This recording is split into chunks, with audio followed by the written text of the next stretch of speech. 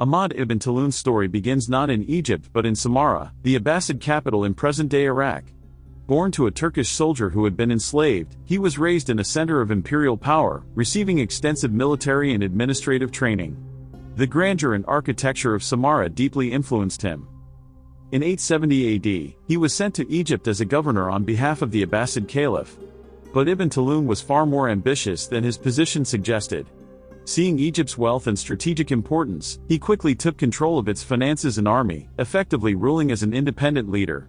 To solidify his authority, he founded a new capital city, Al-Qatai, complete with a palace, government buildings, and even a hippodrome.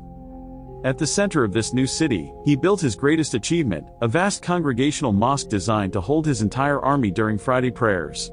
More than a place of worship, it was a powerful declaration of autonomy from Baghdad. Construction began in 876 AD on Gabel Yashkur, the Hill of Thanksgiving, a site local legend associates with the resting place of Noah's Ark.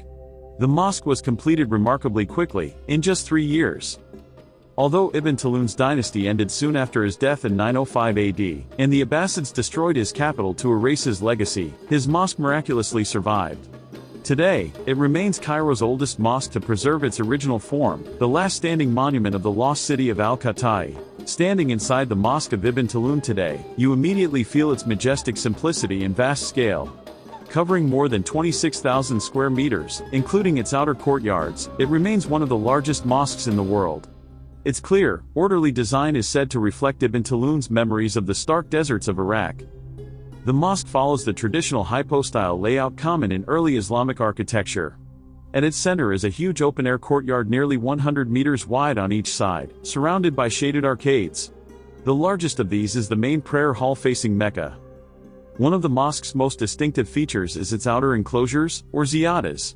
These extra courtyards create a protective buffer, separating the sacred interior from the noise of the surrounding city. Influenced by the Great Mosque of Samarra, the ziyadas also provided practical spaces for ablution facilities and other services. Walking through these layers, the noise of modern Cairo gradually disappears, replaced by a deep silence. The mosque is built mainly of red brick coated in stucco. A famous legend says Ibn Tulun demanded a structure strong enough to survive even if Egypt burned. Choosing brick over stone or reused marble columns helped achieve this vision. This use of simple yet durable materials gives the mosque its powerful, austere beauty, standing like a fortress of faith meant to endure through the ages. The true brilliance of the Ibn Tulun Mosque lies not just in its size but in its groundbreaking architectural innovations. In the 9th century, large halls were typically supported by rows of marble columns, often reused from older civilizations. But Ibn Tulun's architect, Sayyid ibn Khattab al-Farghani, advised against this approach. Marble was hard to source in such huge quantities and was vulnerable to fire, which Ibn Tulun wanted to avoid. Their solution was revolutionary. They replaced traditional columns with massive brick piers strong enough to support the vast structure. These thick, sturdy supports created a powerful rhythm throughout the mosque and marked one of the earliest large-scale uses of piers as the main structural system in Islamic architecture. Alongside the piers came another major innovation, the systematic use of the pointed arch. Although the pointed arch existed elsewhere, the Mosque of Ibn Tulun was one of the first to use it constructively on such a grand scale. These arches aren't decorative, they form the engineering core of the building, channeling the weight of the roof down into the piers and foundation. The result is a series of deep aisles and a dramatic forest of arches leading toward the Qibla wall. Together, the massive piers and pointed arches created a new architectural language that was strong, fire-resistant, and allowed for wide, open interior spaces that columns couldn't achieve. This innovation, born in 9th century Cairo, would later influence architectural development far beyond Egypt. The story of the pointed arch and the pier system doesn't end in 9th century Cairo. In one of history's most fascinating examples of cultural and technological transfer, these innovations, perfected at the Mosque of Ibn Tulun, would make their way north and west, eventually reaching Europe. There, they would become essential ingredients of Gothic architecture. For centuries, European builders relied on the rounded Roman arch, which had its limitations. It couldn't support as much weight and restricted the height and width of buildings. But the pointed arch, which directs weight downwards more efficiently, allowed for the construction of soaring cathedrals with vast open naves, huge windows, and a sense of verticality that was previously unimaginable. Think of the great Gothic cathedrals of France, like Notre Dame in Paris. Their towering vaults, ribbed ceilings, and the rhythmic repetition of their arcades all rely on the structural principles of the pointed arch and the pier system. While the aesthetic may differ, the underlying engineering has a clear ancestor in Cairo. This is a rare case where architectural historians and European sources have openly acknowledged the profound influence of Islamic design on their own traditions. The architectural DNA of Ibn Tulun's mosque is embedded in some of Europe's most famous buildings. It's a direct line of innovation that connects the Abbasid-inspired mosques of the Islamic world to the great Gothic cathedrals of medieval Christendom. From a practical solution to a fireproofing problem in Cairo came the engineering that allowed architects in Paris, Chartres, and Cologne to reach for the heavens, fundamentally reshaping the skyline in the architectural history of Europe. Of all its remarkable features, none is more iconic or mysterious than the mosque's minaret. It's utterly unique in Cairo, a spiraling tower that stands apart from the main structure, connected only by a bridge of horseshoe arches. The minaret features a large, square base, upon which sits a cylindrical shaft, with an external stone staircase that wraps around it, ascending toward the sky. Its form pays homage to the legendary Malwiya, the spiral minaret of the Great Mosque of Samarra in Iraq, the city where Ibn Tulun spent his youth. It's a piece of his past, a symbol of Abbasid imperial power, reinterpreted in his new capital. A charming legend surrounds its creation. It's said that Ibn Tulun was sitting in a meeting, idly wrapping a piece of parchment around his finger. When an official asked what he was doing, he replied, "I'm designing my minaret." Whether true or not, the story captures the uniqueness of the design. Another tale suggests the spiral ramp was so gradual that a person could ride to the top on horseback. But the minaret was more than just an architectural fancy, it was a potent symbol. In the Abbasid world, such grand minarets were visible pronouncements of the caliph's authority. By building one here, but placing it deliberately outside the mosque's main enclosure wall, Ibn Tulun was making a subtle yet clear statement.